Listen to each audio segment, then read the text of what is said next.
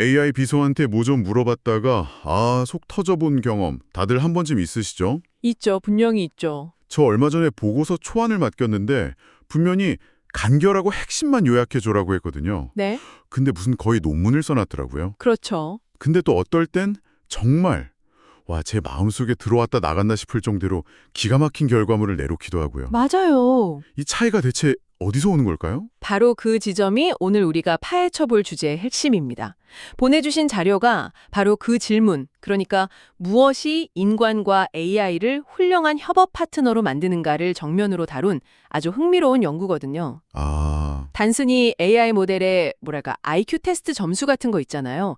MMLU 같은 벤치마크 점수가 전부가 아니라는 거죠. 맞아요. 그 벤치마크 점수만 보면 지금 AI는 거의 모든 인간을 뛰어넘은 것 같은데 막상 같이 일해보면 답답할 때가 많으니까요. 바로 그겁니다. 그럼 오늘 저희의 임무는 이 연구 자료를 깊이 파고들어서 AI가 인간의 능력을 실제로 어떻게 증폭시키는지, 그 시너지를 어떻게 측정할 수 있는지, 네. 그리고 궁극적으로 어떤 능력을 가진 사람이 AI랑 최고의 팀워크를 발휘하는지 그 비밀을 알아내는 겁니다.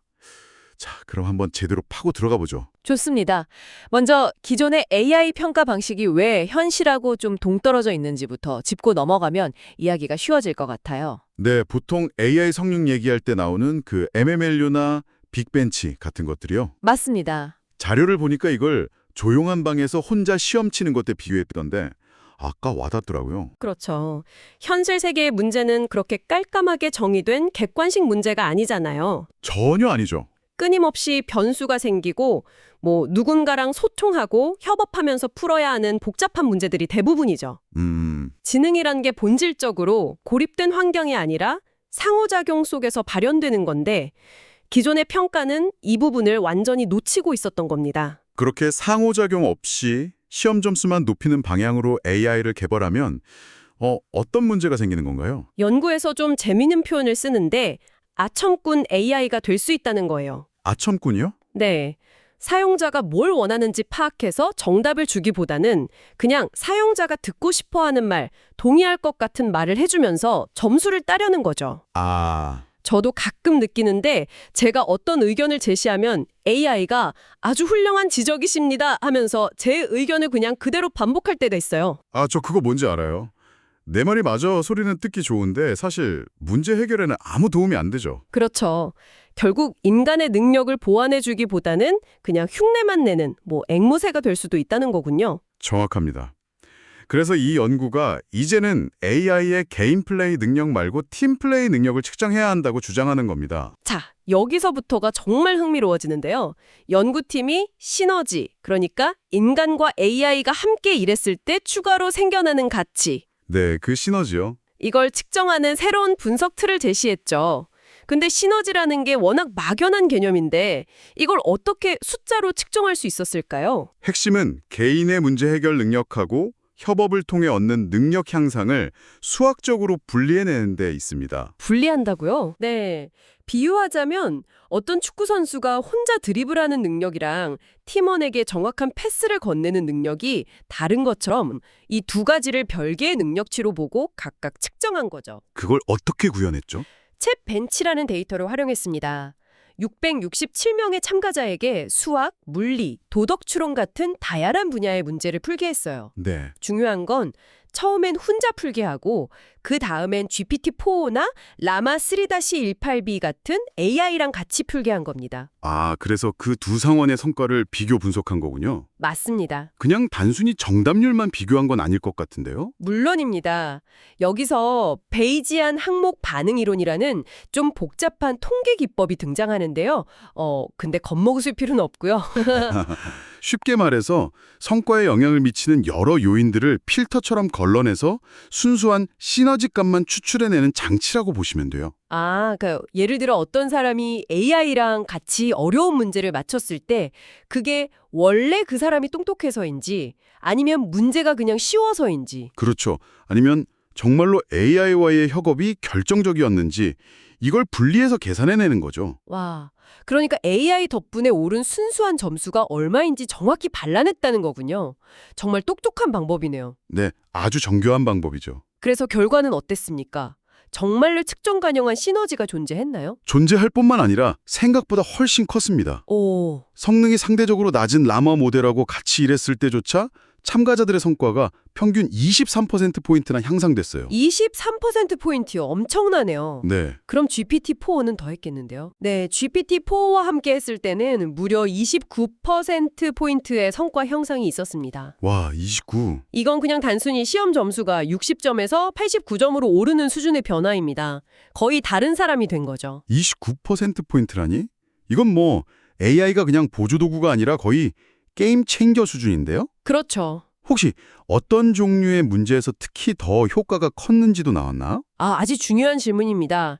연구 결과를 보면 AI의 도움은 참가자들이 혼자 풀기 가장 어려워했던 문제에서 극대화됐습니다. 가장 어려웠던 문제요? 네, 정답률이 거의 0에 가까웠던 문제들에서 AI랑 협업했을 때 정답률이 폭발적으로 증가한 거죠. 아, 그러니까 AI가 일종의 인지적 앰프 역할을 한 거군요. 네, 맞습니다. 제가 막다른 길에 부딪혀서 쩔쩔매고 있을 때 결정적인 단서를 주거나 복잡한 계산을 대신해줘서 벽을 넘게 해주는 뭐 그런 느낌이겠네요. 바로 그겁니다. 간단한 이메일 확인 같은 작업보다는 정말 어려운 비즈니스 전략을 짜거나 복잡한 코드를 디버깅할 때 진가를 발휘한다는 거고요. 정확합니다. AI가 인간의 지능이 한계에 부딪히는 지점을 확장시켜주는 증폭기 역할을 한다는 게 데이터로 증명된 셈이죠. 자, 그러면 이제 가장 궁금한 질문입니다. 누가 AI의 도움을 가장 많이 받았을까요? 요즘 AI 때문에 전문가들의 입지가 좁아질 거다. 아니다, 오히려 격차가 더 벌어질 거다 말이 많잖아요. 이 연구 결과가 그 논쟁에 아주 흥미로운 관점을 제공합니다. 결론부터 말씀드리면 두 가지 상반된 효과가 동시에 나타났습니다. 상반된 효과요? 네. 첫째는 기술 보완 효과입니다. 원래부터 능력이 뛰어났던 사람들은 AI랑 같이 일했을 때 여전히 최고의 성과를 냈습니다. AI라는 강력한 도구가 실력자의 날개를 더 활짝 펴준 거죠. 최고의 F1 드라이버에게 최고의 머신을 준 격이랄까요? 네, 딱 그 비유가 맞습니다. 최종 성적만 놓고 보면 상위권은 여전히 상위권이 차지했습니다. 그건 어느 정도 예상했던 결과네요. 그런데 상반된 효과가 또 있었다고요? 맞습니다. 두 번째 효과가 더 흥미로운데 바로 평준화 효과입니다. 평준화 효과. 네, 최종 성적이 아니라 성과 향상 폭만 놓고 봤을 때는 오히려 원래 능력이 낮았던 사람들에게서 훨씬 더 큰 폭의 성장이 나타났습니다. 아, 정말요?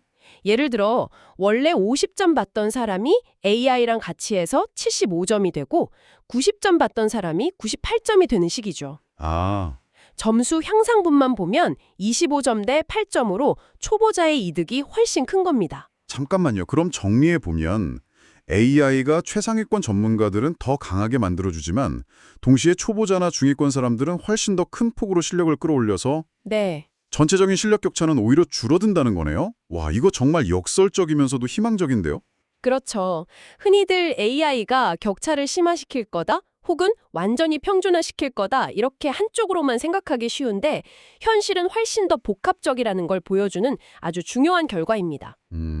비유하자면 AI는 훌륭한 코치와 같아요. 팀의 에이스 선수는 더 위대한 선수로 만들어주지만 동시에 후보 선수들의 기본기를 탄탄하게 다져줘서 팀 전체의 전력을 상향 평준화시키는 거죠. 이 관점은 기업에서 신입사원을 교육하거나 팀을 구성할 때도 시사하는 바가 크겠네요. 맞습니다. AI 툴을 잘 활용하면 스타 플레이어의 생산성은 극대화하면서 동시에 주니어들의 성장 곡선을 아주 가파르게 만들 수도 있겠다는 생각이 듭니다. 정확합니다. AI의 영향을 단편적으로 보지 않고 이 두 가지 효과가 공존한다는 사실을 이해하는 것이 중요합니다. 알겠습니다. 그럼 이제 마지막 퍼즐 조각을 맞춰볼 시간입니다. 도대체 어떤 능력이 이런 엄청난 시너지를 만들어내는 걸까요? 네, 그 근본적인 원인이요. 네. 왜 어떤 사람이 AI와 함께 29%포인트나 성장하는데 다른 사람은 그렇지 못할까요? 연구에서는 그 해답으로 심리학 개념인 마음이론을 제시하더군요. 네, 마음이론이라는 개념이 이 연구의 활용점정입니다. 마음이론. 원래는 다른 사람의 마음, 그러니까 그 사람의 생각, 믿음, 의도, 지식 상태 같은 것들을 추론하고 이해하는 능력을 뜻하는 심리학 용어입니다. 아, 우리가 흔히 눈치라고 말하는 그런 사회적 지능의 핵심이요? 네, 맞습니다. 다른 사람의 마음을 읽는 능력이 AI와의 협업에 중요하다니 좀 의외인데요. AI는 마음이 없잖아요. 저도 처음엔 그렇게 생각했습니다. 그런데 연구진의 설명을 들어보면 무릎을 치게 됩니다. AI를 그냥 아무것도 모르는 검색 엔진 취급하는 게 아니라 네. 나름의 작동 방식과 지식 체계, 그리고 명백한 한계를 가진 파트너로 인식하고 접근해야 한다는 겁니다. 아, 즉, AI의 가상적인 마음 상태를 추론하려는 노력이 필요하다는 거죠. 말은 그럴듯한데 그렇게 추상적인 능력을 어떻게 측정했죠? 아주 기발한 방법을 썼습니다. 참가자들이 AI에게 입력한 프롬프트의 내용을 하나하나 분석한 거예요. 프롬프트를요? 네, 여기서 마음 이론을 발휘한 증거들을 찾아낸 거죠. 예를 들면 어떤 것들이요? 크게 세 가지 유형으로 나눴습니다. 첫째, 자신의 상태나 맥락을 설명하는가. 예를 들어 그냥 이 물리 문제 풀어줘 라고 던지는 게 아니라 나는 물리학을 처음 배우는 학생인데 이 문제의 개념이 잘 이해가 안 돼 라고 자신의 배경을 설명해 주는 거죠. 아, 맥락을 주는 거군요. 그렇죠. 둘째, AI의 설명을 더 명확하게 해달라고 요구하는가. 네가 말한 그 공식이 왜 여기서 쓰이는지 단계별로 설명해 줄 수 있어? 처럼요. 셋째, AI의 한계를 인지하고 질문하는가. AI의 한계요? 네, 너는 2023년 이후의 정보는 없으니까 그 이전 자료를 바탕으로 알려줘. 같이 AI의 지식 컷오프를 고려해 주는 거죠.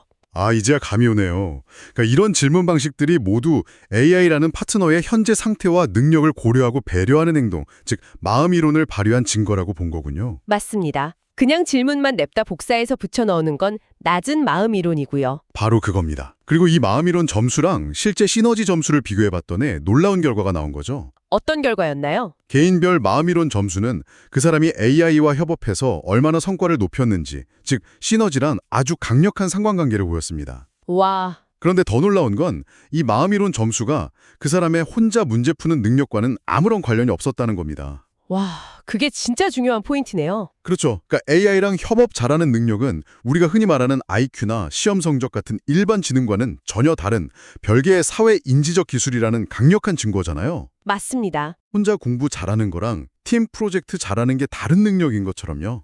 네, 이 연구의 가장 큰 발견 중 하나죠.